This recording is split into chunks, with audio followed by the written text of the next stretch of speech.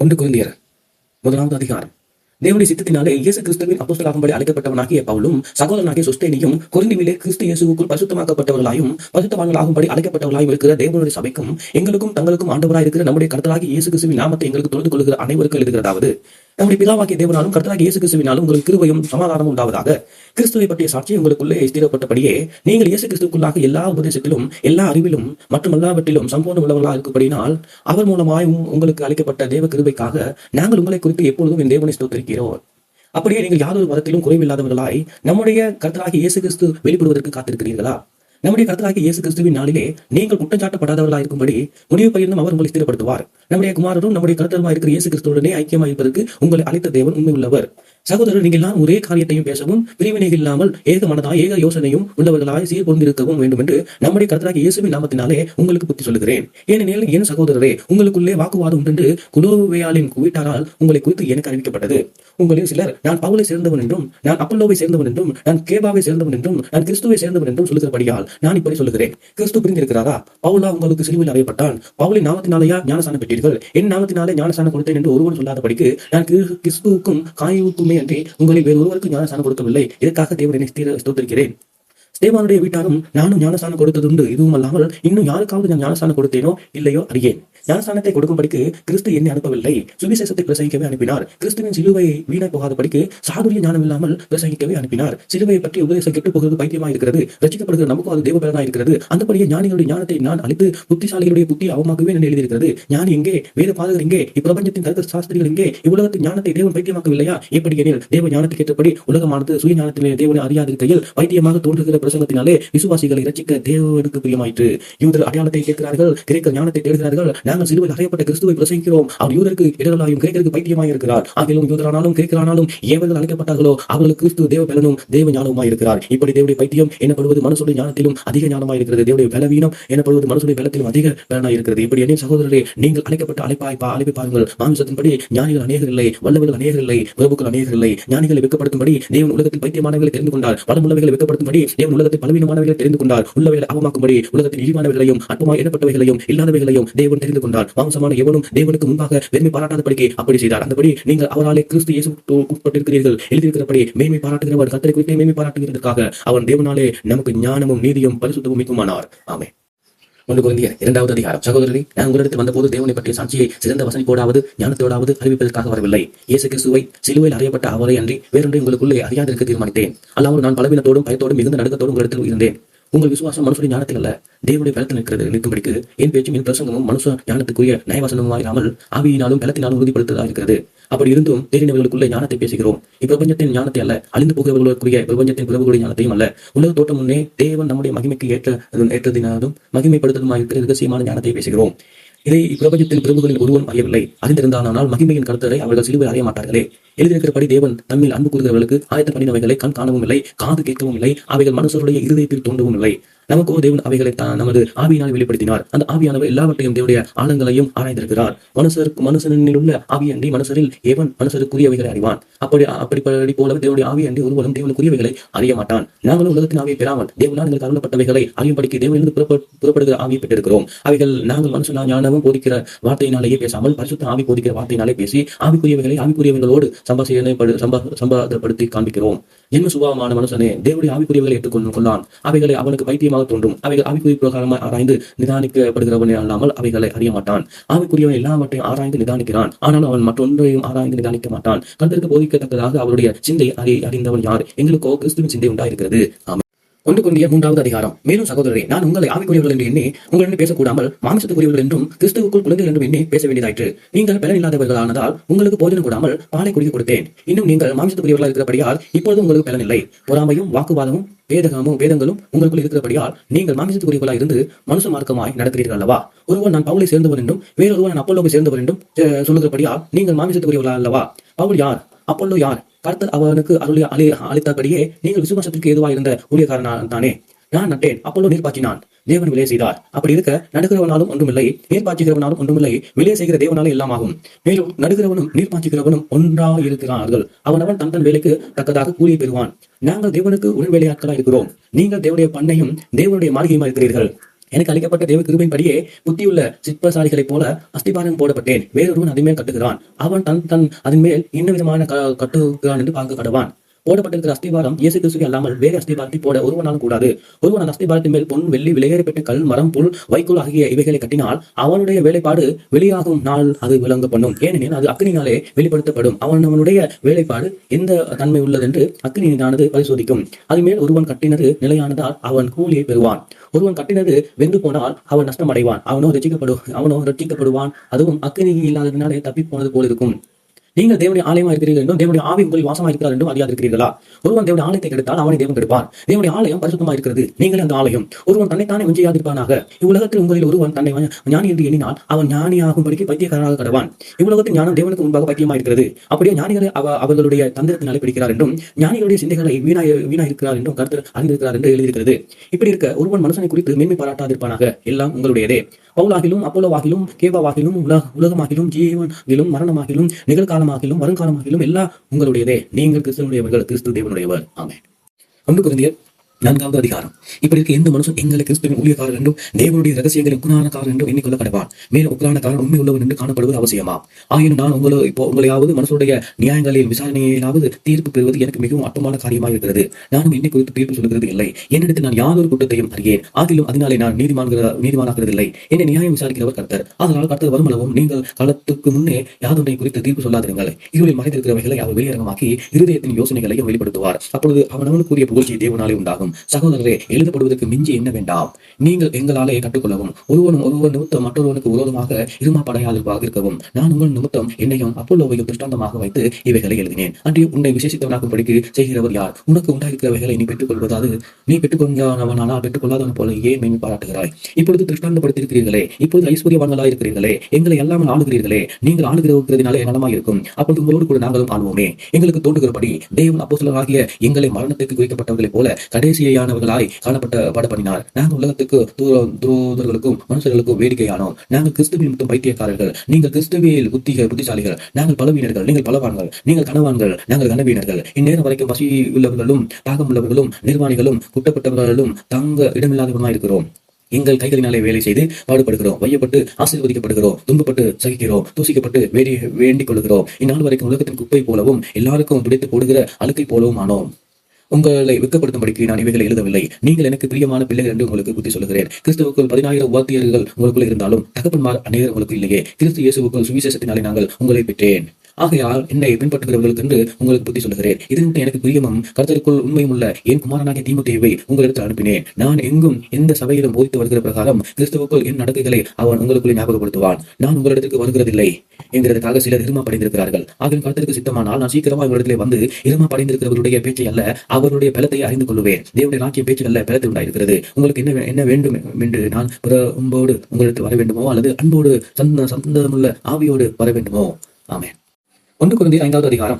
உங்களுக்குள்ள விபச்சாரம் ஒன்று பிரசித்தமா சொல்லப்படுகிறதே. ஒருவன் தன் தகப்பனுடைய மனைவியை வைத்துக் கொண்டிருக்கிறானே, அது அஞ்ஞானிகளுக்குள்ளும் சொல்லப்படாத விபச்சாரமா இருக்கிறதே. இப்படிப்பட்ட காரியத்தை செய்தவனை நீங்கள் உங்களை விட்டு நீக்காமலும் துக்கப்படாமலும் இருமப்படைந்திருக்கிறீர்கள். நான் சரீரத்திலே உங்களுக்கு தூரமா இருந்தும் ஆவியிலே உங்களோடு கூட இருக்கிறவனாய் இப்படி செய்தவனை குறித்து நான் கூட இருக்கிறது போல நீங்கள் என்னுடைய ஆவியும் தமது கர்த்தராகிய இயேசு கிறிஸ்துவின் அதிகாரத்தோடு கூடி வந்திருக்கையில் அப்படிப்பட்டவனுடைய ஆவி கர்த்தராகிய இயேசுவின் நாளிலே இரட்சிக்கப்படும்படி மாம்சத்தின் அழிவுக்காக நம்முடைய கர்த்தராகிய இயேசு கிறிஸ்துவின் நாமத்தினாலே அவனை சாத்தானுக்கு கொடுக்க வேண்டும் என்று தீர்ப்பு செய்கிறேன்.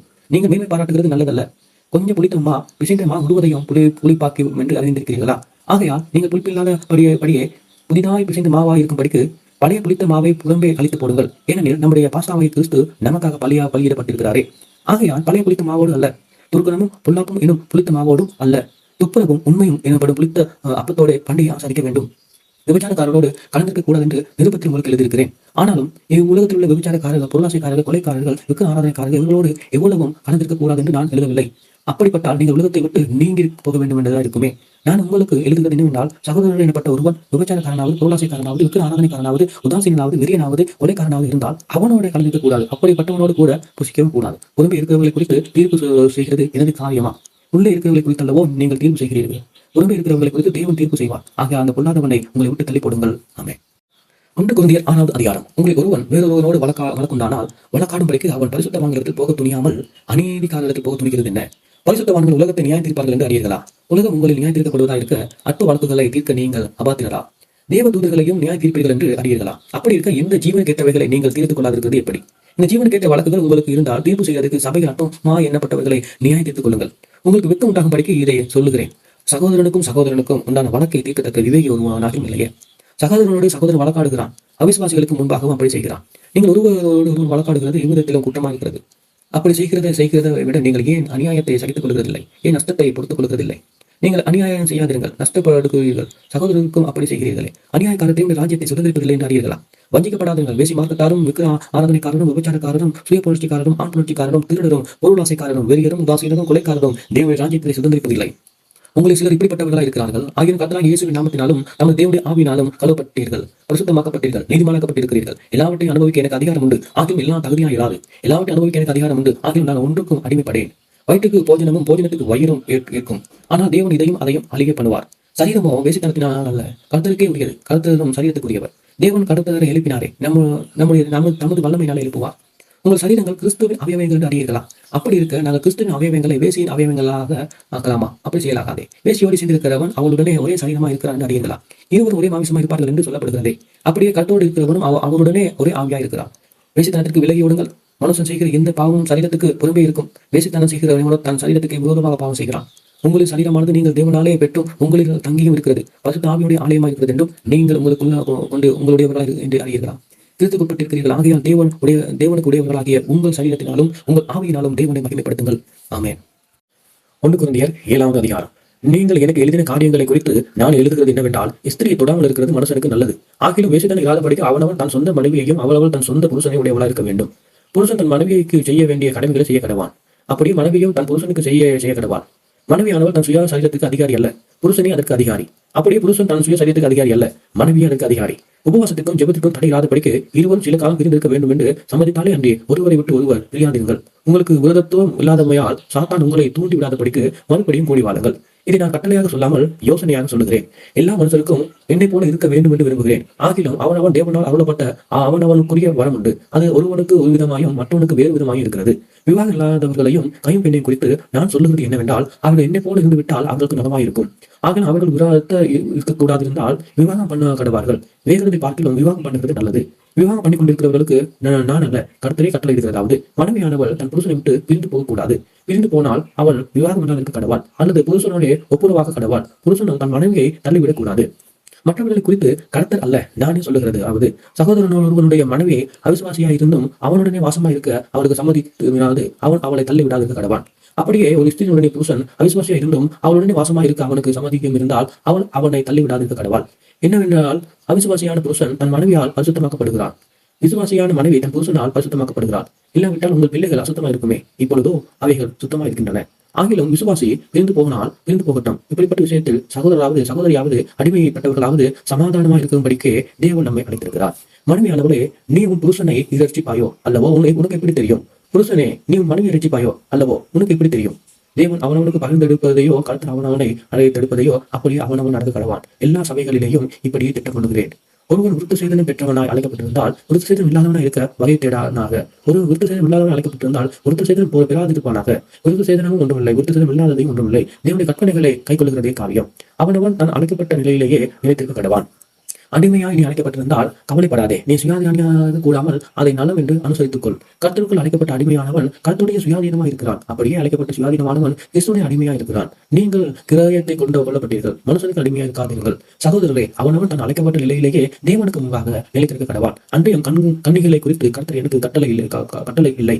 ஆகிய நான் உண்மையுள்ளவனாக இருக்கிறதுக்கு கர்த்தர் இரக்கம் பெற்று என் அபிப்பிராயத்தை தேர்ந்தெடுத்திருக்கிறேன். அது என்னவென்றால், இப்பொழுது உண்டாயிருக்கிற துன்பத்தின் நிமித்தம் விவாகம் இல்லாதிருந்து மனுஷனுக்கு நலமாகும் என்று எண்ணுகிறேன். நீ மனைவியோடு கட்டப்பட்டிருந்தால் அவளுக்கு வகை தேடாதே. நீ மனைவி இல்லாதவனா இருந்தால் மனைவியை தேடாதே. நீ விவாகம் பண்ணினாலும் பாவம் அல்ல, கண்ணிகை விவாகம் பண்ணினாலும் பாவம் அல்ல. ஆகிலும் அப்படிப்பட்டவர்கள் சரீரத்திலேயே உபதிரப்படுவார்கள். அதுக்கு நீங்கள் தப்ப வேண்டும் என்று என்கிறேன். மேலும் சகோதரர்களே, நான் சொல்லுவது என்னவென்றால், இனிவரும் காலம் குறுகினபடியால் மனைவிகள் உள்ளவர்கள் மனைவிகள் இல்லாதவர்கள் போலவும், அணுகிறவர்கள் அழாதவர்கள் போலவும், சந்தோஷப்படுகிறவர்கள் சந்தோஷப்படாதவர்கள் போலவும், கொள்ளுகிறவர்கள் கொள்ளாதவர்கள் போலவும் உலகத்தை அனுபவிக்கிறவர்கள் அதை தகாத விதமாக அனுபவிக்கிறது போலவும் இருக்க வேண்டும் என்று உலகத்தின் வேஷம் கடந்து போகிறதே. நீங்கள் கவலைப்படுகிறவர்களாக இருக்க விரும்புகிறேன். விவாகம் இல்லாதவன் கர்த்தருக்கு எப்படி பிரியமா இருக்கலாம் என்று கர்த்தருக்குரியவைகளை கவனித்து பார்க்கிறான். விவாகம் பண்ணினவன் தன் மனைவிக்கு எப்படி பிரியமா இருக்கலாம் என்று உலகத்துக்குரியவைகளை கவலைப்படுகிறான். அதுபோலவே மனைவியானவளும் கன்னிகைகளுக்கு வித்தியாசமும் உண்டு. விவாகம் இல்லாதவள் சரீரத்திலும் ஆத்மாவிலும் பரிசுத்தமாக இருக்கும்படிக்கு கர்த்தருக்குரியவைகளுக்காக கவலைப்படுகிறாள். விவாகம் பண்ணினவன் தன் புருஷனுக்கு எப்படி பிரியமா இருக்க வேண்டும் என்று உலகத்துக்குரியவைகளை கவலைப்படுகிறாள். இதை நான் உங்கள் கண்ணியில் அகப்பட வேண்டும் என்று சொல்லாமலும் உங்களுக்கு தகுதியாக இருக்க வேண்டும் என்று நீங்கள் கவலை இல்லாமல் கர்த்தரை பற்றி கொண்டிருக்க வேண்டும் என்று உங்கள் சுய பிரயோஜனத்துக்காகவே சொல்லுகிறேன். ஆகிலும் ஒருவன் தன் புத்திரியின் கண்ணிகை பருவத்தை கடந்து போகிறதுனாலே அவள் விவாகம் பண்ணாமல் இருப்பது அவளுக்கு தகுதி இல்லாமல் என்று அவள் விவாகம் பண்ணுவது அவசியம் என்று நினைத்தால் அவன் தன் மனதின் படியை செய்ய கடவான். அது பாவம் அல்ல, விவாகம் பண்ணட்டும். ஆயினும் அதுக்கு அவசியமானதை காணாமல் தன் இருதயத்திலே உறுதியுள்ளவர்களாய் சுய சித்தத்தின் படி செய்ய அதிகாரம் உள்ளவர்களாய் இருந்து தன் புத்தியின் கண்ணிகளை பருவத்தை காக்க வேண்டும் என்று தன் இருதயத்தை தீர்மானிக்கிறவர் நன்மை செய்கிறான். இப்படி இருக்க அவனை விவாகம் பண்ணிக் கொள்கிறவனும் நன்மை செய்கிறான், கொடாமல் இருக்கிறவனும் அதிக நன்மை செய்கிறான். மனைவியானவள் தன் புருஷனுக்கு உயிரோடு இருக்கும் காரணமாகவும் பிரமாணத்தினாலே கட்டப்பட்டிருக்கிறார். தன் புருஷன் மறித்த பின்பு தன் இஷ்டமானவைகளையும் கட்டுக்குட்பட்டவர்களுக்கும் எவைகளையும் விவாகம் பண்ணிக் கொள்கிறான். ஆகிலும் என்னுடைய அபிப்பிராயத்தின்படி அவள் அப்படி இருந்துவிட்டால் பாக்கியவாதியா இருப்பாள். என்னிடத்தில் தேவனுடைய ஆர்வம் உண்டு என்று எண்ணுகிறேன். ஆமென். 1 கொரிந்தியர் 8வது அதிகாரம். விக்கிரகங்களுக்கு படைக்கப்பட்டவர்களை குறித்த விஷயத்தில் நாம் எல்லாருக்கும் அறிவு உண்டு என்று நமக்கு தெரியுமே. அறிவு இருமாப்பு உண்டாக்கும், அன்போ பக்தி விருத்தியை உண்டாக்கும். ஒருவன் தான் ஏதேனும் ஒன்றை அறிந்தவன் என்று எண்ணிக்கொள்வானால் ஒன்றையும் அறிய வேண்டிய பிரகாரமாக அவன் இன்னும் அறியவில்லை. தேவனின் அன்பு கூறுகிறவனோ அவன் தேவனால் அறியப்பட்டிருக்கிறான். விக்கிரகங்களுக்கு படைக்கப்பட்டவைகளை புசிக்கிற விஷயத்தை பற்றி உலகத்திலே விக்கிரகமானது ஒன்றுமில்லை என்றும் ஒரே அன்றி வேறொரு தேவன் இல்லை என்றும் அறிந்திருக்கிறோம். வானத்திலேயும் பூமியிலேயும் தேவர்கள் எனப்பட்டவர்கள் உண்டு. இப்படி அநேக தேவர்கள் அநேக கர்த்தர்களும் உண்டாயிருந்தாலும் விதமாகிய ஒரே தேவன் நமக்கு உண்டு. அவராலே சகலம் உண்டாயிருக்கிறது, அவருக்கு நாமும் உண்டாயிருக்கிறோம். இயேசு கிறிஸ்து என்னும் ஒரே கர்த்தரும் நமக்கு உண்டு. அவர் மூலமாக சகலம் உண்டாயிருக்கிறது, அவர் மூலமாய் நாமும் உண்டாயிருக்கிறோம். ஆகிலும் இந்த அறிவு எல்லாரிடத்திலையும் இல்லை. சிலர் இன்றைக்கு வரைக்கும் விக்கிரகத்துக்கு ஒரு பொருள் என்று எண்ணி விக்கிரகங்களுக்கு படைக்கப்பட்டதை புசிக்கிறார்கள். அவர்களுடைய மனசாட்சியை பலவீனமாக இருப்பதால் அசுசிப்படுகிறது. போஜனமானது நம்மை தேவனுக்கு உகந்தவர்களாக்க மாட்டாது. எண்ணத்தினால் புசிப்பதினால் நமக்கு ஒரு மேன்மையும் இல்லை, புசியாதிருப்பதினால் நமக்கு ஒரு குறைவும் இல்லை. ஆகிலும் இதை குறித்து உங்களுக்கு உண்டாயிருக்கிற அதிகாரம் எவ்விதத்திலும் பலவீனத்துக்கு தடுக்காதபடிக்கு பாருங்கள். எப்படி எனில் அறிவுள்ளவனாகிய உன்னை விக்கிரக கோவிலிலே பந்தியிருக்க ஒருவன் கண்டால் பலவீனனாக இருக்கிற அவனுடைய மனசாட்சியை விக்கிரகங்களுக்கு படைக்கப்பட்டவர்களை புசிப்பதற்கு துணிவு கொள்ளுமா அல்லவா? பலவீனம் உள்ளவன் சகோதரன் உன் அறிவின் நிமித்தம் கெட்டு போகலாமா? அவனுக்கு கிறிஸ்து மரித்தாரே. இப்படி சகோதரருக்கு விரோதமாக பாவம் செய்து பலவீனமுள்ள அவருடைய மனசாட்சியை புண்படுத்துகிறதினாலே நீங்கள் கிறிஸ்துவுக்கு விரோதமாக பாவம் செய்கிறீர்கள். அதனால் போஜனம் எனும் சகோதரனுக்கு இடர் உண்டாக்கினால் நான் என் சகோதரனுக்கு இடர் உண்டாகாதபடிக்கு என்றைக்கும் மாம்சம் புசியாதிருப்பேன். ஆமென். 1 கொரிந்தியர் 9வது அதிகாரம். நான் அப்போஸ்தலன் அல்லவா? நான் சுயாதீனன் அல்லவா? நம்முடைய கர்த்தராகிய இயேசு கிறிஸ்துவை நான் தரிசிக்கவில்லையா? கர்த்தருக்குள் நீங்கள் என் கிரியா இருக்கிறீர்கள் அல்லவா? நான் மற்றவர்களுக்கு அப்போஸ்தலனாய் இராவிட்டாலும் உங்களுக்கு அல்லவோ அப்போஸ்தலனாய் இருக்கிறேன். கர்த்தருக்குள் நீங்கள் என் அப்போஸ்தல ஊழியத்துக்கு முத்திரையாய் இருக்கிறீர்களே. என்னை நியாயம் விசாரிக்கிறதுக்கு நான் சொல்லுகிற மறுத்தமாவது புசிக்கவும் குடிக்கவும் எங்களுக்கு அதிகாரம் இல்லையா? மற்ற அப்போஸ்தலரும் கர்த்தருடைய சகோதரரும் கேபாவும் செய்கிறது போல மனைவியாகிய ஒரு சகோதரியை கூட்டிக் கொண்டு திரிய எங்களுக்கும் அதிகாரம் இல்லையா? அல்லது கைத்தொழில் செய்யாதிருக்கிறதற்கு எங்களுக்கு பண்பாவுக்கு மாத்திரம் தானா அதிகாரம் இல்லை? எவன் தன் சொந்த பணத்தில் செலவழித்து தண்டிலே சேவகம் பண்ணுவான்? எவன் திராட்சை தோட்டத்தை உண்டாக்கி அதன் கனிகளில் புசியாதிருப்பான்? எவன் மந்தையை வைத்து அதன் பாலை சாப்பிடாதிருப்பான்? இவைகளை மனுஷர் வழக்கத்தின்படி சொல்லுகிறானே, நியாயப்பிரமாணமும் இவைகளை சொல்லுகிறது இல்லையா? போரடிக்கிற மாட்டை வாய்க்கட்டாயாக என்று மோசையின் பிரமாணத்திலே எழுதியிருக்கிறதே. தேவன் மாடுகளுக்காகவே கவலைப்படுகிறாரோ? நமக்குத்தான் இதை சொல்லுகிறாரோ? உழுகிறவன் நம்பிக்கையோடு உழவும், போரடிக்கிறவன் தன் நம்புகிறதில் பங்கடைவான் என்கிற நம்பிக்கையோடு போராடிக்க வேண்டியதே. ஆகையால் அது நமக்காகவே எழுதியிருக்கிறது. நாங்கள் உங்களுக்கு ஞான நன்மைகளை விதைக்க இருந்த உங்கள் சரீர நன்மைகளை அறுத்தால் அது பெரிய காரியமா? மற்றவர்கள் உங்களிடத்தில் இந்த அதிகாரத்தை செலுத்தினால் அவர்களிலும் நாங்கள் அதிகமாக செலுத்தலாம் அல்லவா? அப்படி இருந்தும் கிறிஸ்துவின் சுவிசேஷத்துக்கு யாதொரு தடையும் உண்டாகாதபடிக்கு நாங்கள் இந்த அதிகாரத்தை செலுத்தாமல் எல்லா பாடுபடுகிறோம். ஆசாரிய ஊழியம் செய்கிறவர்கள் தேவாலயத்தை குறித்தவைகளில் புசிக்கிறார்கள் என்றும் பலிபீடத்தை அடுத்த பணிவிடை செய்கிறவர்களுக்கு பலிபீடத்தில் உள்ளவைகளிலே பங்கு உண்டு என்று அறிவீர்களா? அந்தபடியே சுவிசேஷத்தை அறிவிக்கிறதுக்கு சுவிசேஷத்தினாலே வெளிப்பான் உண்டாகும் என்று கர்த்தரும் கட்டளையிட்டிருக்கிறார். அப்படி இருந்தும் நான் இவைகளில் ஒன்றையும் அனுபவிக்கவில்லை. இப்படி எனக்கு நடக்க வேண்டும் என்று இவைகளை நான் எழுதுகிறதும் இல்லை. என் மேன்மை பாராட்டோ அல்ல. ஒருவன் அவத்தக்கூடிய பாக்கிலும் சாகிறது எனக்கு நலமாயிருக்கும். சுவிசேஷத்தை நான் பிரசங்கிட்ட வந்தும் மேன்மை பாராட்ட எனக்கு இடமில்லை. அது என் மேல் விழுந்த கடமையா இருக்கிறது. சுவிசேஷத்தை நான் பிரசங்கித்தால் இருந்தால் எனக்கு ஐயோ. நான் உற்சாகமாக அப்படி செய்தால் எனக்கு பலன் உண்டு. உற்சாகம் இல்லாதவனாக செய்தால் உக்குறான உத்தியோகமாக எனக்கு ஒப்புவிக்கப்பட்டுகிறது. அதனால் எனக்கு பலன் என்ன? நான் சுவிசேஷத்தை பிரசங்கிக்கையில் அதை பற்றி எனக்கு உண்டாயிருக்கிற அதிகாரத்தை முற்றிலும் செலுத்தாமல் கிறிஸ்துவின் சுவிசேஷத்தை செலவழியில்லாமல் ஸ்தாபிப்பதே எனக்கு பலன். நான் ஒருவனுக்கு அடிமைப்பட்டவனாக இருந்தும் நான் அதிக ஜனங்களை ஆதாயப்படுத்திக் கொள்ளும்படிக்கு என்னை தானே எல்லாருக்கும் அடிமையாக்கினேன். யூதரை ஆதாயப்படுத்திக் கொள்ளும்படிக்கு யூதருக்கு யூதரை போலவும், நியாயப்பிரமாணத்தை கீழ்பட்டவனை ஆதாயப்படுத்திக் கொள்ளும்படிக்கு நியாயப்பிரமாணத்துக்கு கீழ்பட்டவனை போலவும் ஆனேன். நியாயப்பிரமாணம் இல்லாதவர்களை ஆதாயப்படுத்திக் கொள்ளும்படிக்கு அவர்களுக்கு நியாயப்பிரமாணம் இல்லாதவரை போலவும் ஆனேன். அப்படி இருந்தும் நான் தேவனுக்கு முன்பாக நியாயப்பிரமாணம் இல்லாதவனாய் இராமல் கிறிஸ்துவின் பிரமாணத்துக்குள்ளவனாய் இருக்கிறேன். பலவீனரை ஆதாயப்படுத்திக் கொள்ளும் படிக்கு பலவீனருக்கு பலவீனனை போலானே. எப்படி ஆகியும் சிலரை ரசிக்கும் படிக்கு நான் எல்லாருக்கும் எல்லாமுமானேன். சுவிசேஷத்தில் நான் உடன் பங்காளியாக இருக்கும் படிக்கு அது நிமித்தமே இப்படி செய்கிறேன். பந்தய சாலையிலே ஓடுகிறவர்கள் எல்லாரும் ஓடுவார்கள், ஆகிலும் ஒருவன் பந்தய பொருளை அறியார்கள். நீங்கள் பெற்றுக்கொள்ளத்தக்கதாக ஓடுங்கள். பந்தயத்திற்கு போரடிக்கிற யாவரும் எல்லாவற்றிலேயும் உச்சி அடக்கமாக இருப்பார்கள். அவர்கள் அறிவுள்ள கிரீடத்தை பெறும்படிக்கு அப்படி செய்கிறார்கள். நாமும் அறிவில்லாத கிரீடத்தை பெறும்படிக்கு அப்படி செய்கிறோம். அதனால் நான் நிச்சயமில்லாதவனாக ஓடேன். ஆகையால் அடிக்கிறவனாகிய சிலம்பம் பண்ணினேன். மற்றவர்களுக்கு பிரசனம் பண்ணுகிற நான் தானே ஆகாமல் போகாதால் படிக்கு என் சரீரத்தை ஒடுக்கி கீழ்படுத்துகிறேன். ஆமென். 1 கொரிந்தியர் 10வது அதிகாரம். இப்படி இருக்க சகோதரரே, நீங்கள் இவைகளை அறிய வேண்டும் என்று இருக்கிறேன் என்றால், நம்முடைய பிதாக்கள் எல்லாரும் மேகத்துக்கு கீழாக இருந்தார்கள். எல்லாரும் சமுத்திரத்தின் வழியாக நடந்து வந்தார்கள். எல்லாரும் மோசைக்குள்ளாக மேகத்தினாலும் சமுத்திரத்தினாலும் ஞான ஸ்நானம் பண்ணப்பட்டார்கள். எல்லாரும் ஒரே ஞான போஜனத்தை புசித்தார்கள். எல்லாரும் ஒரே ஞான பானத்தை குடித்தார்கள். எப்படி எனில் அவர்களோடு கூட சென்ற ஞான கண்மலையின் தண்ணீரை குடித்தார்கள். அந்த கண்மலை கிறிஸ்துவே. அப்படி இருந்தும் அவர்களில் அதிகமான பேர்களிடத்தில் தேவன் பிரியமாயிருந்ததில்லை. அதனால் வனாந்தரத்திலே அவர்கள் அழிக்கப்பட்டார்கள். அவர்களை இச்சித்தது போலவே நாமும் பொல்லாதவைகளை இச்சியாதபடிக்கு இவைகள் நமக்கு திருஷ்டாந்தங்களினால் இருக்கிறது. ஜனங்கள் புசிக்கவும் குடிக்கவும் உட்கார்ந்து விளையாட எழுந்திருந்தார்கள் என்று எழுதியிருக்கிறபடி அவர்களில் சிலர் விக்கிர ஆராதனைக்காரர்கள் ஆனாது போல நீங்களும் ஆகாதிருங்கள். அவர்கள் சிலர் வேசித்தனம் பண்ணி ஒரே நாளிலே 23,000 பேர் விழுந்தது போனார்கள். அதுபோல நாமும் வேசித்தனம் பண்ணாதிருப்போமாக. அவர்கள் சிலர் கிறிஸ்துவை பரீட்சை பார்த்து பாம்புகளால் கடிக்கப்பட்டார்கள். அது போலவே நாமும் கிறிஸ்துவை பரீட்சை பாராதிருப்போமாக. அவர்கள் சிலர் முறுமுறுத்து சங்காரங்களினாலே அழிக்கப்பட்டார்கள். அதே போல நீங்களும் முறுமுறுக்காதிருப்பீர்களாக. இவையெல்லாம் திருஷ்டாந்தப்படுத்துங்களா? அவர்களுக்கு சம்பவித்தது உலகத்தின் முடிவு காலத்தில் நமக்கு எச்சரிக்கை உண்டாகும்படிக்கு எழுதப்பட்டிருக்கிறது. இப்படி இருக்க தன்னை நிற்கிறவன் என்று எண்ணுகிறவன் விழாதபடிக்கு எச்சரிக்கை கடவான். மனுஷனுக்கு நேரிடுகிற சோதனை அல்லாமல் வேறு சோதனை உங்களுக்கு நேரிடுவதில்லை. தேவன் உண்மையுள்ளவராய் இருக்கிறார். உங்கள் திராணிக்கு மேலாக நீங்கள் சோதிக்கப்படுவதற்கு அவர் இடம் கொடாமல் சோதனையை தாங்கத்தக்க சோதனையோடு கூட அதற்கு தப்பித்துக் கொள்ளும்படி போக்கையும் உண்டாக்குவார். ஆகையால் எனக்கு பிரியமானவர்களே, விக்கிரகாராதனைக்கு விலை ஓடுங்கள். உங்களை புத்திமான் என்று எண்ணியே பேசுகிறேன். நான் சொல்லுகிறதை நீங்கள் நிதானித்து பாருங்கள். நாம் ஆசீர்வாதத்தின் பாத்திரம் கிறிஸ்துடைய இரத்தத்தின் ஐக்கியமாக இருக்கிறது அல்லவா? நாம் பிற்கிற அப்பம் கிறிஸ்துவனுடைய சரீரத்தின் ஐக்கியமாக இருக்கிறது அல்லவா? அந்த ஒரே அப்பத்தினால் நாம் எல்லாரும் பங்கு பெறுகிறபடியால் அநேகரான நாம் ஒரே அப்பமும் ஒரே சரீரமாக இருக்கிறோம். மாநிலத்தின்படியான இஸ்ரவேலரை பாருங்கள். பலிகளை புசிக்கிறவர்கள் பலிப்பதத்தோடு ஐக்கியமாக இருக்கிறார்கள் அல்லவா? இப்படி இருக்க விக்கிரகம் ஒரு பொருள் என்றும் விக்கிரகத்துக்கு படைக்கப்பட்டது ஒரு பொருள் என்றும் நாம் சொல்லுகிறது என்ன? அஞ்ஞானிகள் பலியிடுகிறவைகளை தேவனுக்கு அல்ல பேய்களுக்கே பலியிடுகிறார்கள் என்று சொல்லுகிறேன். நீங்கள் பேய்களோடு ஐக்கியமாக இருக்க எனக்கு மனதில்லை. நீங்கள் கர்த்தருடைய பாத்திரத்திலும் பேய்களுடைய பாத்திரத்திலும் பானம் பண்ணக்கூடாதே. நீங்கள் கர்த்தருடைய போஜனத்திலும் பேய்களுடைய போஜனத்திலும் பானம் பண்ணுகிறவர்களாக இருக்கக்கூடாதே. நான் கர்த்தருக்கு எரிச்சலை மூட்டாமல் அவர்களும் நாம் பலவாங்களா? எல்லாவற்றையும் அனுபவிக்க எனக்கு அதிகாரம் உண்டு.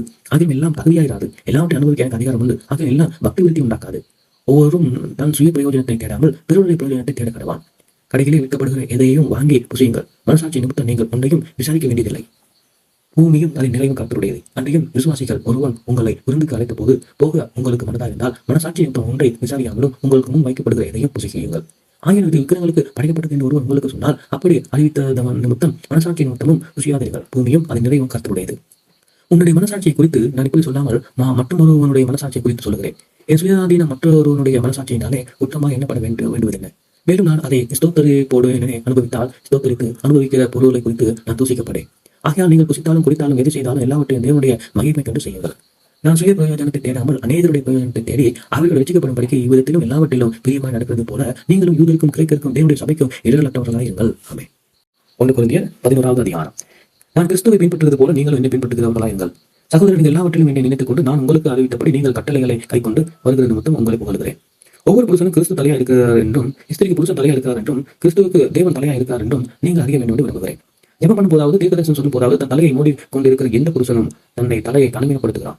ஜெபம் பண்ணும் போதாவது தீர்க்கதரிசனம் சொல்லும் போதாவது தன் தலையை மூடி கொள்ளாதிருக்கிற எந்த ஸ்திரியும் தன் தலையை கனவீனப்படுத்துகிறாள். அது அவர்களுக்கு தலை சிறைக்கப்பட்டது போல் இருக்குமே. ஸ்திரியானவள் முக்காடிட்டுக் கொள்ளாவிட்டால் தலைமயிரை கத்தரித்து போட கடவாள். தலைமயிர் கத்தரிக்கப்பட்டிருந்தும் செய்யப்பட்டிருந்தும் ஸ்திரிக்கு வெக்கமானால் முக்காடிட்டுக் கொண்டிருக்க கடவாள். புருஷனானவன் தேவனுடைய சாயலும் மகிமையுமாய் இருக்கிறபடியால் தன் தலையை முக்காடிட்டுக் கொள்ள வேண்டியதில்லை. ஸ்திரியானவளே புருஷனுடைய மகிமையாயிருக்கிறாள். புருஷன் ஸ்திரியிலிருந்து தோன்றினவன் அல்ல, ஸ்திரியே புருஷனிலிருந்து தோன்றினவள். புருஷன் ஸ்திரிக்காக சிருஷ்டிக்கப்பட்டவன் அல்ல, ஸ்திரியே புருஷனுக்காக சிருஷ்டிக்கப்பட்டவள். ஆகையால் தூதர்கள் நிமித்தம் ஸ்திரியானவள் தலைமையில் முக்காடிட்டுக் கொள்ள வேண்டும். ஆகிலும் கர்த்தருக்குள் ஸ்திரீ இல்லாமல் புருஷனும் இல்லாமல் புருஷனும் இல்லாத ஸ்திரியும் இல்லை. ஸ்திரியானவள் புருஷனிலிருந்து தோன்றுகிறது போல புருஷனும் ஸ்திரியிலிருந்து தோன்றியிருக்கிறான். சகலமும் தேவனால் உண்டாயிருக்கிறது. ஸ்திரியானவள் தேவனை நோக்கி ஜெபம் பண்ணுகையில் தன் தலையை முக்காடிட்டுக் கொள்கிறது இலட்சியமாக இருக்குமோ என்று உங்களுக்குள்ளே நிதானித்துக் கொள்ளுங்கள். புருஷன் மயிரை நீளமாக வளர்க்கிறது அவனுக்கு கனவீனமாக இருக்கிறது என்றும் ஸ்திரீ தன் மயிரை நீளமாக வளர்க்கிறது அவளுக்கு மகிமையாக இருக்கிறது என்றும் சுபாவமே உங்களுக்கு போதிக்கிறது இல்லையா? தலைமயிர் அவர்களுக்கு முக்காடாக கொடுக்கப்பட்டிருக்கிறதே. ஆகிலும் ஒருவன் வாக்குவாதம் செய்ய மனதா இருந்தால் எனக்கு தேவனுடைய சபைக்கு அப்படிப்பட்ட வழக்கமும் இல்லை என்று அறிய கடவான். உங்களை புகழாமல் இதை குறித்து உங்களுக்கு கட்டளை கொடுக்கிறேன். நீங்கள் கூடி வருவது நன்மைக்கு எதுவாயிராமல் தீமைக்கு எதுவாக இருக்கிறது. முதலாவது, நீங்கள் சபையிலே கூடி வரும்போது உங்களிலே பிரிவினை உண்டு என்று கேள்விப்படுகிறேன். அதில் சிலவற்றை நம்புகிறேன். உங்களில் உத்தமர்கள் இன்னார் என்று வெளியாகும் படிக்கு மார்க்க பேதங்களும் உங்களுக்குள்ளே உண்டாயிருக்க வேண்டியதே. நீங்கள் ஒரு இடத்தில் கூடி வரும்போது அவனவன் தன் சொந்த போஜனத்தை முந்தி சாப்பிடுகிறான். ஒருவன் பசியா இருக்கிறான், ஒருவன் வெறியனா இருக்கிறான். இப்படி செய்கிறது கர்த்தருடைய ராப்போஜனம் பண்ணுதல் அல்லவே? புசிக்கிறதுக்கும் குடிக்கிறதுக்கும் உங்களுக்கு வீடுகள் இல்லையா? தேவனுடைய சபையை அசட்டை பண்ணி இல்லாதவர்களை வெட்கப்படுத்துகிறார்களே. உங்களுக்கு நான் என்ன சொல்லுவேன்? இதை குறித்து உங்களை புகழேன். நான் உங்களுக்கு ஒப்புவித்ததை கர்த்தரிடத்திலே பெற்றுக்கொண்டேன். என்ன கர்த்தராகிய இயேசு தான் காட்டி கொடுக்கப்பட்ட அந்த ராத்திரியில் அப்பத்தை எடுத்து ஸ்தோத்திரம் பண்ணி அதை விட்டு நீங்கள் வாங்கி புசியுங்கள், இது உங்களுக்காக பிற்கப்படுகிற என்னுடைய சரீரமாக இருக்கிறது, என்னை நினைவு கூறும்படி இதை செய்யுங்கள் என்றார். போஜனம் பண்ணின பின்பு அவர் அந்தபடி பாத்திரத்தை எடுத்து, இந்த பாத்திரம் இரத்தினாலாகி புதிய உடன்படிக்கையாக இருக்கிறது, நீங்கள் இதை பானம் பண்ணும்போதெல்லாம் என்னை நினைவு கூறும்படி இதை செய்யுங்கள் என்றார். ஆகையால் நீங்கள் அப்பத்தை புசித்து இந்த பாத்திரத்தை பானம் பண்ணும்போதெல்லாம் கர்த்தர் வருவதும் அவருடைய மரணத்தை தெரிவிக்கிறீர்கள். இப்படி இருக்க எவன் அபாத்திரமாய் கர்த்தர் அப்பத்தை புசித்து அவருடைய பாத்திரத்தை பானம் பண்ணுகிறானோ அவன் கர்த்தருடைய சரீரத்தையும் இரத்தத்தையும் குறித்து குற்றம் உள்ளவனாக இருப்பான். இந்த மனுஷன் தன்னைத்தானே சோதித்தறிந்து இந்த அப்பத்தை புசித்து இந்த பாத்திரத்தை பானம் பண்ண கடவான். என்னத்தினாலுமே அபாத்திரமாக போஜனம் பண்ணுகிறவன் கர்த்தருடைய சரீரம் என்னதென்று நிதானித்து அறியாததினாலே தனக்கு ஆக்கிரமிப்பு வரும்படி போஜனம் பண்ணுகிறான். இதற்கு உங்களில் அநேகர் பலவினரும் வியாதி உள்ளவர்களுமாக இருக்கிறார்கள், அநேக நித்திரை அறிந்திருக்கிறார்கள். நம்மை நாமே நிதானித்தறிந்தால் நமக்கு நியாயத்திற்கப்படும். நாம் நியாயம் தீர்க்கப்படும் போது உலகத்தோடு அக்கறைக்குள்ளாக தீர்க்கப்படாதபடிக்கு கர்த்தராலே சிக்ஷிக்கப்படுகிறோம். ஆகையால் என் சகோதரர்களே, நீங்கள் போஜனம் பண்ண கூடி வரும்போது ஒருவருக்காக ஒருவர் காத்திருங்கள். நீங்கள் அக்கறைக்காக ஏதுவாக கூடி வராதபடிக்கு ஒருவருக்கும் பசியாக இருந்தால் வீட்டிலே சாப்பிட கடவான். மற்ற காரியங்களை நான் வரும்போது திட்டம் பண்ணுவேன். ஆமென். 1 கொரிந்தியர் 12வது அதிகாரம். அன்றைய சகோதரி, ஆவிக்குரிய வரங்களை குறித்து நீங்கள் அறிந்திருக்க எனக்கு மனதில்லை. நீங்கள் அஞ்ஞானிகளைப் போலிருந்து ஏவப்பட்டபடியே உண்மையான விக்கிரகங்களிடத்திலே மனதை செலுத்தினீர்கள் என்று உங்களுக்கு தெரியுமே. அதனால் தேவனுடைய ஆவியினாலே பேசுகிற எவனும் இயேசுவை சபிக்கப்பட்டவன் என்று சொல்ல மாட்டான் என்று பரிசுத்த ஆவியிலே அன்றி இயேசுவை கர்த்தர் என்று ஒருவன் சொல்லக்கூடாது என்று உங்களுக்கு தெரிவிக்கிறேன். வரங்களில் வித்தியாசம் உண்டு, ஆவியானவர் ஒருவரே. ஊழியங்களில் வித்தியாசம் உண்டு, கர்த்தர் ஒருவரே. கிரியைகளினாலே வித்தியாசங்கள் உண்டு, எல்லாவற்றையும் நடப்பிக்கிற தேவன் ஒருவரே. ஆவியானுடைய அனுகிரகம் அவனுடைய பிரயோஜனத்துக்கு அளிக்கப்பட்டிருக்கிறது. எப்படி எனில், ஒருவனுக்கு ஆவியினாலே ஞானத்தை போதிக்கும் வசனமும், வேறொருவனுக்கு அந்த ஆவியினாலே அறிவை உணர்த்தும் வசனமும், வேறொருவனுக்கு அந்த ஆவியினாலே விசுவாசமும், வேறொருவனுக்கு அந்த ஆவியினாலே குணமாக்கும் வரங்களும், வேறொருவனுக்கு அற்புதங்களை செய்யும் சக்தியும், வேறொருவனுக்கு தீர்க்கதரிசனம் உரைக்கவும், வேறொருவனுக்கு ஆவிகளை பகுத்தறிதலும், வேறொருவனுக்கு பற்பல பாஷைகளை பேசுதலும், வேறொருவனுக்கு பாஷைகளை வியாக்கியம் பண்ணுவதும் அளிக்கப்படுகிறது. இவை எல்லாமே அந்த ஒரே ஆவியானவர் நடப்பித்து தனது சித்தத்தின்படி அவனுக்கு பகிர்ந்து கொடுக்கிறார். எப்படி என்றால், சரீரம் ஒன்று, அதுக்கு அவயவங்கள் அநேகம். ஒரே சரீரத்தின் அவயவங்கள் எல்லாம் அநேகமாக இருக்கும், சரீரம் ஒன்றாக இருக்கிறது. இந்த பிரகாரமாக கிறிஸ்தவம் இருக்கிறார். நாம் யூதராயினும் கிரேக்கராயினும் அடிமையாயினும் சுயாதீனமாயினும் எல்லாருக்கும் ஒரே ஆவியினாலே ஒரே சரீரத்துக்குள்ளாக ஞானஸ்நானம் பண்ணப்பட்டு எல்லாரும் ஒரே ஆவிக்குள்ளாகவே தாக்கத்திருக்கப்பட்டோம். சரீரமும் ஒரே அவயவமாயிராமல் அநேக அவயவமாய் இருக்கிறது. காலானது நான் கையாயிராதபடினாலே நான் சரீரத்தில் அவயவங்கள் இல்லை என்று அதனாலே அது சரீரத்தில் அவயவமாயிராதோ? காதானது நான் கண்ணாயிராதபடினாலே நான் சரீரத்தின் அவயவம் அல்லவென்றால் அதனாலே அது சரீரத்தின் அவயவமாயிராதோ? சரீரம் முழுவதும் கண்ணானால் செவி எங்கே? அது முழுவதும் செவியானால் நோக்கம் எங்கே? தேவனால் தமது சித்தத்தின்படி அவயவங்கள் ஒவ்வொன்றாயும் சரீரத்தில் வைத்தார். அவயவங்கள் ஒரே அவயவமாக இருந்தால் சரீரம் எங்கே? அவயவங்கள் அநேகமாக இருந்தும் சரீரம் ஒன்றே. கண்ணானது காயை பார்த்து நீ எனக்கு வேண்டியதில்லை என்றால், தலையானது காலை நோக்கி நீங்கள் எனக்கு வேண்டியதில்லை என்று சொல்லக்கூடாது. சரீர அவயவங்களில் பலவீனம் உள்ளவைகளாய் காணப்படுகிறவைகளை மிகவும் வேண்டியவையாக இருக்கிறது. மேலும் சரீர அவயவங்களில் கனவீனமாய் காணப்படுகிறவைகளுக்கே அதிக கனத்தை கொடுக்கிறோம். நம்ம லட்சணம் இல்லாதவைகளையே அதிக அலங்காரம் பெறும். நம்ம இலட்சணம் உள்ளவைகளுக்கு அலங்கரிப்பு வேண்டியதில்லை. சரீரத்திலே பிரிவினை உண்டாயிருக்காமல் அவயம் உண்டாயிருக்கிறது. ஒன்று கவலையாயிராதபடிக்கு தேவன் கணத்தில் குறைவுள்ளதாக அதிக கணத்தை கொடுத்து இப்படி சரீரத்தை அமைத்திருக்கிறார். ஆதலால் ஒருவன் அவயவம் பாடுபட்டால் எல்லா அவயவங்களும் கூட பாடுபடும். ஒரு அவயவம் மகிமைப்பட்டால் எல்லா அவயவங்களும் கூட சந்தோஷப்படும். நீங்கள் கிறிஸ்துவின் சரீரமாய் தனித்தனியே அவயவமாய் இருக்கிறீர்கள். தேவனானவர் சபையிலே முதலாவது அப்போஸ்தலரையும், 2வது தீர்க்கதரிசிகளையும், 3வது போதகர்களையும், பின்பு அற்புதங்களையும், பின்பு குணமாக்கும் வரங்களையும், ஊழியங்களையும், ஆளுகைகளையும், பலவித பாசங்களை ஏற்படுத்தினார். எல்லாருக்கும் அப்போஸ்தலர்கள் அல்ல, எல்லோரும் தீர்க்கதரிசிகள் அல்ல, எல்லோரும் அற்புதங்களை செய்கிறவர்கள் அல்ல, எல்லோரும் குணமாக்கும் வரமுடையவர்கள் அல்ல, எல்லோரும் அந்நிய பாஷைகள் பேசுகிறவர்கள் அல்ல, எல்லோரும் வியாக்கியானம் பண்ணுகிறவர்கள் அல்ல. இப்ப இருக்க முக்கியமான வரங்களை நாடுங்கள், இன்னும் அதிக மேன்மையான வழிகள் உங்களுக்கு காண்பிக்கிறேன். 1 கொரிந்தியர் 13வது அதிகாரம். நான் மனுஷ பாஷையையும் தூதர் பாஷைகளையும் பேசினாலும் அன்பு எனக்கு இராவிட்டால் சத்தமிடுகிற வெங்கலம் போலவும் ஓசையிடுகிற கைத்தாளம் போலவும் இருப்பேன். நான் தீர்க்கதரிசன வார்த்தை உடையவனாக இருந்து சகல இரகசியங்களையும் சகல அறிவையும் அறிந்தாலும், மலையை பேர்க்கத்தக்கதாக சகல விசுவாசம் உள்ளவனாக இருந்தாலும் அன்பு எனக்கு இராவிட்டால் நான் ஒன்றுமில்லை. எனக்கு உண்டான யாவற்றையும் நான் அன்னதானம் பண்ணினாலும், என் சரீரத்தை சுட்டரிப்பதற்கு கொடுத்தாலும் அன்பு இராவிட்டால் எனக்கு பிரயோஜனம் ஒன்றுமில்லை. அன்பு நீடிய சாந்தமும் தயவும் உள்ளது. அன்புக்கு பொறாமை இல்லை. அன்பு தன்னை புகழாது, இருமப்பா இராது, அயோக்கியமானதை செய்யாது, தற்பொழிவை நாடாது, சினமடையாது, தீங்கு நினையாது, அநியாயத்தில் சந்தோஷப்படாமல் சத்தியத்தில் சந்தோஷப்படும், சகலத்தையும் தாங்கும், சகலத்தையும் விசுவாசிக்கும், சகலத்தையும் நம்பும், சகலத்தையும் சகிக்கும். அன்பு ஒரு காலமும் ஒழியாது. தீர்க்க தரிசனங்களானாலும் ஒளிந்து போகும், அந்நிய பாஷைகளானாலும் ஒளிந்து போகும், அறிவானாலும் ஒளிந்து போகும். நம்முடைய அறிவு குறைவுள்ளது, நாம் தீர்க்க தரிசனம் சொல்லுதலும் குறைவுள்ளது. நிறைவானது வரும்போது குறைவானது ஒளிந்து போகும். நான் குழந்தையா இருந்தபோது குழந்தையை போல பேசினேன், குழந்தையை போல சிந்தித்தேன், குழந்தை போல யோசித்தேன். நான் புருஷனான போது குழந்தை கேட்டவைகளை ஒழித்துவிட்டு இப்பொழுது கண்ணாடியினாலே நிழலாட்டமாய் பார்க்கிறோம், அப்பொழுது முகமுகமாய் பார்ப்போம். இப்பொழுது நான் குறைந்த அறிவுள்ளவனாக அப்பொழுது நான் அறியப்பட்டிருந்தபடியே அறிந்து கொள்வேன். இப்பொழுது விசுவாசம், நம்பிக்கை, அன்பு இம்மூன்றும் நிலைத்து இருக்கிறது. இவைகளில் அன்பே பெரியது. ஆமென். 1 கொரிந்தியர் 14வது அதிகாரம். அன்பை நாடுங்கள், ஞான வரங்களையும் விரும்புங்கள், விசேஷமான தீர்க்க தரிசன வரத்தை விரும்புங்கள். ஏனெனில் அந்நிய பாஷை பேசுகிறவன் ஆவியினாலே ரகசியங்களை பேசினாலும் அவன் பேசுகிறது ஒருவன் அறியாதிருக்கிறபடினாலே அவன் மனுஷனிடத்தில் பேசாமல் தேவனிடத்திலே பேசுகிறான். தீர்க்க தரிசனம் சொல்லுகிறவனோ மனுஷர் பக்தி விருத்தியும் புத்தியும் ஆறுதலும் உண்டாகத்தக்க பேசுகிறான். அந்நிய பாஷையில் பேசுகிறவன் தனக்கு பக்தி விருத்தி உண்டாக பேசுகிறான். தீர்க்க தரிசனம் சொல்லுகிறவனோ சபைக்கு பக்தி விருத்தி உண்டாக பேசுகிறான். நீங்கள் எல்லாரும் அந்நிய பாஷைகளை பேசும்படி விரும்புகிறேன். ஆகிலும் அந்நிய பாஷையில் பேசுகிறவன் சபைக்கு பக்தி விருத்தி உண்டாகும்படிக்கு அர்த்தத்தையும் சொல்லாவிட்டால் தீர்க்க தரிசனம் சொல்லுகிறவன் அவனிலும் மேன்மை உள்ளவன். அதனால் நீங்கள் தீர்க்க தரிசனம் சொல்லுகிறவர்களாக இருக்க வேண்டும் என்று அதிகமாய் விரும்புகிறேன். மேலும் சகோதரரே, நான் உங்களிடத்தில் வந்து உங்களுக்கு ரகசியங்களை வெளிப்படுத்துவதற்காவது, அதை உண்டாக்குவதற்காவது, தீர்க்க தரிசனத்தை அறிவிக்கிறதற்காவது, போதகத்தை போதிக்கிறதற்காவது எதுவானதையும் சொல்லாமலும் அந்நிய பாஷையில் பேசினால் என்னாலே உங்களுக்கு பிரயோஜனம் என்ன? அப்படியே புல்லாங்குழல், சுரமண்டலம் முதலாகிய சத்தமிடுகிற உயிரில்லாத வாத்தியங்களை துணிக்கையிலே வித்தியாசம் காட்டாவிட்டால் குழலாலே ஊதப்படுகிறதும் சுரமண்டலத்தாலே வாசிக்கப்படுகிறதும் என்னதென்று எப்படி தெரியும்? அந்தபடி எக்காலமும் விளங்காத சத்தமிட்டால் எவன் யுத்தத்துக்கு ஆயத்தம் பண்ணுவான்? அதுபோல நீங்கள் தெளிவான பேச்சை நாவிலே வாசனையாவிட்டால் பேசப்படுவது இன்னதென்று எப்படி தெரியும்? ஆகாயத்தில் பேசுகிறவனாயிருப்பீர்களே. உலகத்தில் எத்தனையோ விதமான பாஷைகள் உண்டாயிருக்கிறது. அவை ஒன்றும் அர்த்தமில்லாததல்ல. ஆகினும் பாஷையில் கருத்துக்களை நான் அறியாமல் இருந்தால் பேசுகிறதுக்கு அந்நியவனாயிருப்பேன். பேசுகிறவனும் எனக்கு அந்நியனாயிருப்பான். நீங்கள் ஆவிக்குரிய பரங்களை நாடுகிறவர்களாக இருக்கிறபடியால் சபைக்கு பக்தி விருத்தி உண்டாகத்தக்க அவர்கள் தேர்வும்படிக்கு நாடுங்கள். அந்தபடி அந்நிய பாஷையில் பேசுகிறவன் அதன் அர்த்தத்தை சொல்லத்தக்கதாக விண்ணப்பம் பண்ண கடவான். என்னத்தினாலெனில் நான் அந்நிய பாஷையிலே விண்ணப்பம் பண்ணினால் என் ஆவி விண்ணப்பம் பண்ணுவோம் என்று என் கருத்து பயனற்றதாக இருக்கும். இப்படி இருக்க செய்ய வேண்டுவது என்ன? நான் ஆவியோடும் விண்ணப்பம் பண்ண வேண்டும், கருத்தோடும் விண்ணப்பம் பண்ண வேண்டும். நான் ஆவியோடும் பாடுவேன், கருத்தோடும் பாடுவேன். இல்லாவிட்டால் நீ ஆவியோடு ஸ்தோத்திரம் பண்ணும்போது கல்லாதவன் உன் ஸ்தோத்திரத்துக்கு ஆவேன் என்று எப்படி சொல்லுவான்? நீ பேசுகிறது இன்னதென்று அவனுக்கு அறியானே. நீ நன்றாய் ஸ்தோத்திரியம் பண்ணுகிறாய், ஆகிலும் மற்றவர்கள் பக்தி விருத்தி அடைய மாட்டானே. உங்கள் எல்லாரிலும் நான் அதிகமாய் பாஷைகளை பேசுகிறேன். இதற்காக என் தேவனை ஸ்தோத்திரிக்கிறேன். அப்படி இருந்தும் நான் சபையிலே அந்நிய பாஷையில் 10,000 வார்த்தைகளை பேசினாலும் மற்றவர்களை உணர்ந்தும் படிக்க என் கருத்து 5 வார்த்தைகளை பேசுகிறதே எனக்கு அதிக விருப்பமாயிருக்கும். சகோதரர், நீங்கள் புத்தியிலே குழந்தையாயிருந்தாதீங்கள், துர்க்குணத்தினாலே குழந்தைகளாய் புத்தியிலே தேறினவர்களாயும் இருங்கள். மறுபாசைக்காரராலும் உதடுகளாலும் இந்த ஜனங்களிடத்தில் பேசுவேன், ஆகிலும் அவர்கள் எனக்கு செவி கொடுப்பதில் என்று கருத்து சொல்லுகிறார் என்று வேதத்தில் எழுதியிருக்கிறதே. அப்படி இருக்க அந்நிய பாஷைகளை விசுவாசிகளுக்கு அடையாளமாகிறாமல் அவிசுவாசிகளுக்கு அடையாளமாக இருக்கிறது. தீர்க்க தரிசனமும் விசுவாசிகளுக்கு அடையாளமாகிறாமல் விசுவாசிகளுக்கு அடையாளமாக இருக்கிறது. அவிசுவாசிகளுக்கு அடையாளமாக விசுவாசிகளுக்கு அடையாளமாக இருக்கிறது. ஆகிய சபை எல்லாரிலும் ஏகமாக கூடி வந்து எல்லோரும் அந்நிய பாஷையினாலே பேசிக் கொள்ளும் போது கல்லாதவர்களாவது அவிசுவாசிகளாவது உள்ளே பிரவேசித்தால் அவர்கள் உங்களை பைத்தியம் பிடித்தவர்கள் என்பார்கள் அல்லவா? எல்லோரும் தீர்க்க தரிசனம் சொல்லுகிற வகையில் அவிசுவாசி ஒருவன் அல்லது கல்லாதவன் ஒருவன் உள்ளே பிரவேசித்தால் அவன் எல்லாராலும் உணர்த்தி வைக்கப்பட்டு எல்லாராலும் நிதானிக்கப்பட்டிருப்பான். அவனுடைய இருதயத்தின் அந்த அரங்கங்களும் வெளியரங்கமாகும். அவன் முகம் குப்புற விழுந்து தேவனை பணிந்து கொண்டு தேவன் மெய்யாய் உங்களுக்குள்ளே இருக்கிறார் என்று அறிக்கையிடுவான். நீங்கள் கூடி வந்திருந்த போது உங்கள் ஒருவர் சங்கீதம் பாடுகிறான், ஒருவன் போதகம் பண்ணுகிறான், ஒருவன் அந்நிய பாஷை பேசுகிறான், ஒருவன் ரகசியத்தை வெளிப்படுத்துகிறான், ஒருவன் வியாக்கியானம் பண்ணுகிறான். சகோதரர், இது என்ன? சகலம் பக்தி விருத்திக்கு எதுவாக செய்யப்பட கடவுது. யாராவது அந்நிய பாஷைகளை பேசுகிறார்கள் அது 2 பேர் மட்டும் அல்லது மிஞ்சினால் 3 பேர் மட்டும் அடங்கவும். அவர் ஒவ்வொரு பேசவும் ஒவ்வொரு அர்த்தங்கள் சொல்ல வேண்டும். அர்த்தம் சொல்லுகிற இடத்தில் இல்லாவிட்டால் சபையில் பேசாமல் தனக்கு தேவனுக்கு தெரிந்ததை பேச கடவான். தீர்க்க தரிசிகள் 2 பேராவது 3 பேராவது பேசலாம், மற்றவர்கள் தான் இருக்க கடவார்கள். அங்கே உட்கார்ந்து இருக்கிற மற்ற எல்லாருக்கும் ஏதாவது வெளிப்படுத்தப்பட்டால் முந்தி பேசினவன் பேசாமல் இருக்க கடவான். எல்லாரும் கற்கிறதுக்கும் எல்லாரும் தீரனவர்களாக இருக்கிறது. நீங்கள் அனைவரும் ஒவ்வொருவராக தீர்க்க தரிசனம் சொல்லலாம். தீர்க்க தரிசியுடைய ஆவிகள் தீர்க்க தரிசிக்கு அடங்கி இருக்கிறதே. தேவன் காலத்துக்கு தேவனாயிராமல் சமாதானத்துக்கு தேவனாயிருக்கிறார். பரிசுத்தவான்களுடைய சபை எல்லாவற்றிலேயும் அப்படி இருக்கிறது. சபைகளில் உங்கள் ஸ்திரீகள் பேசாமல் இருக்க கடவார்கள். பேசும்படிக்கு அவர்களுக்கு உத்தரவில்லை. அவர்கள் அமர்ந்திருக்க வேண்டும். வேதமும் அப்படி சொல்லுகிறது.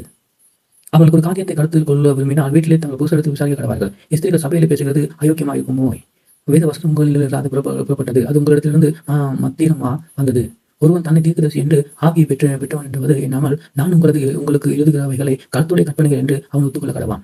ஒருவன் அறியாதவனாக இருந்தால் அவன் அறியாதவனாக இருக்கட்டும். இப்படி இருக்க சகோதரரை தீர்க்கதரிசனம் சொல்ல நாடுங்கள். அந்நிய பாஷையில் பேசுகிறதற்கும் தடை பண்ணாதீர்கள். சகலமும் நல்லொழுக்கமாய் கிரமமாய் செய்ய கடவுது. ஆமென்.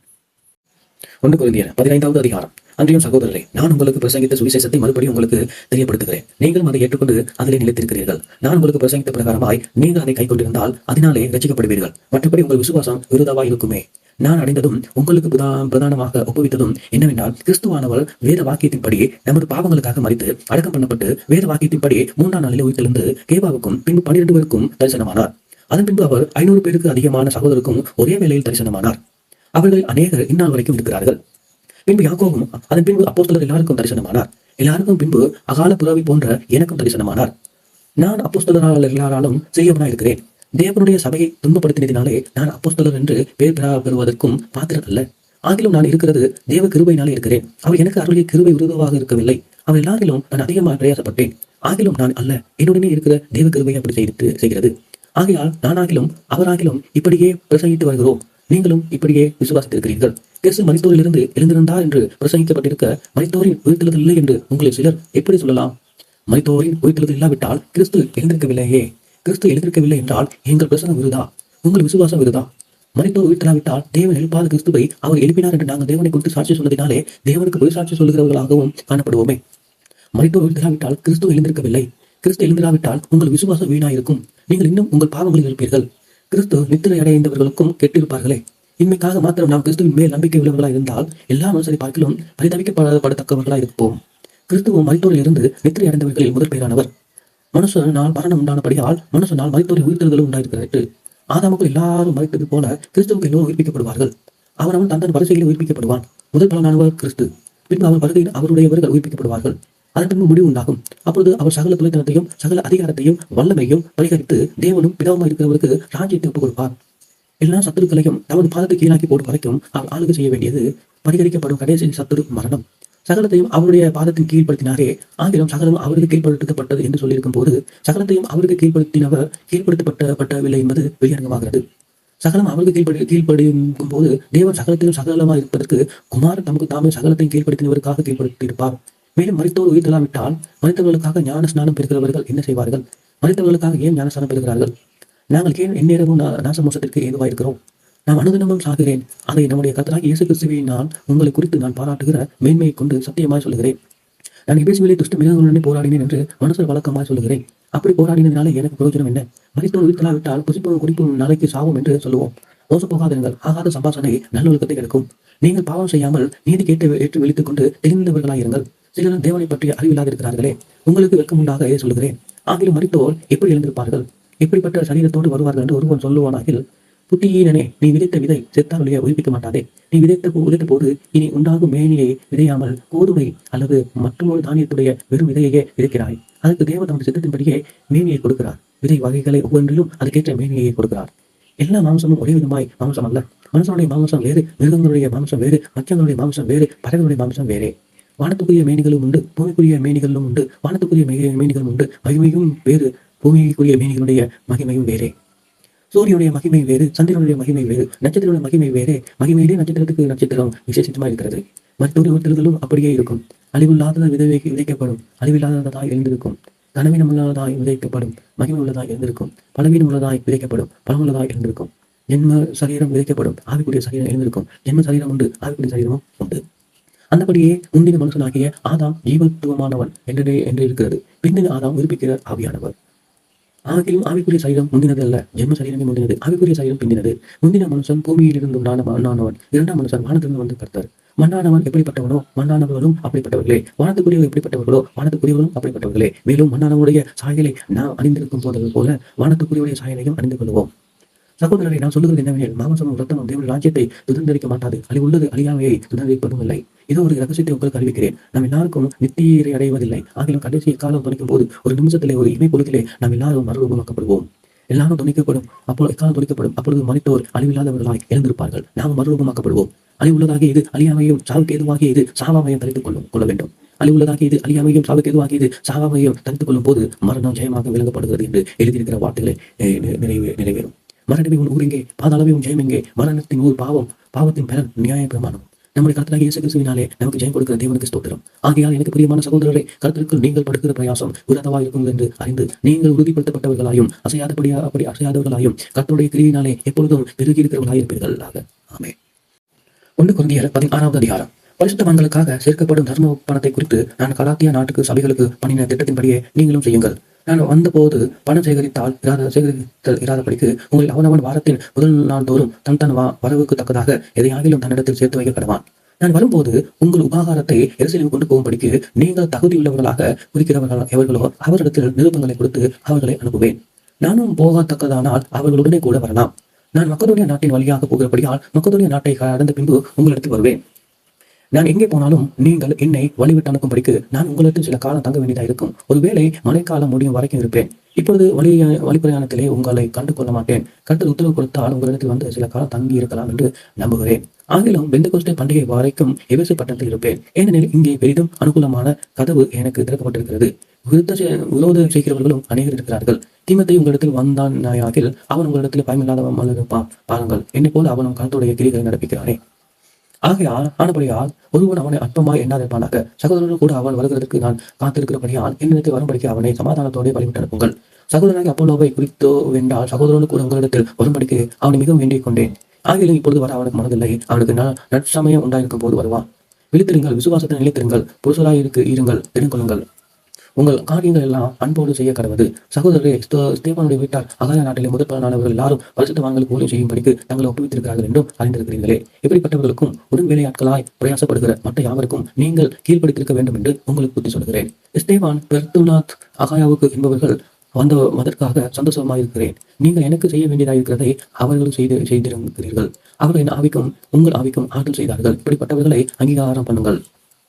ஆசியா நாட்டில் உள்ள சபையார் உங்களை வாழ்த்துகிறார்கள். அல்கில்லாவும் பிரிஸ்கில்லாவும் தங்கள் வீட்டிலே கூடியிருக்கிற சபையோடு கூட கர்த்தருக்குள் உங்களை மிகவும் வாழ்த்துகிறார்கள். சகோதரர் எல்லாரும் உங்களை வாழ்த்துகிறார்கள். ஒருவரை ஒருவர் பரிசுத்த முத்தத்தோடு வாழ்த்துங்கள். பவுலாகிய நான் என் கையெழுத்தினாலே உங்களை வாழ்த்துகிறேன். ஒருவன் கர்த்தராகிய இயேசு கிறிஸ்துவிடத்தில் அன்பு கூறாமல் போனால் அவன் சபிக்கப்பட்டவனாக இருக்க கடவான். கர்த்தர் வருகிறார். கர்த்தராகிய இயேசு கிறிஸ்துவினுடைய கிருபை உங்களோடு கூட இருப்பதாக. கிறிஸ்து இயேசுக்குள்ளான என்னுடைய அன்பு உங்களோடு கூட இருப்பதாக. ஆமென்.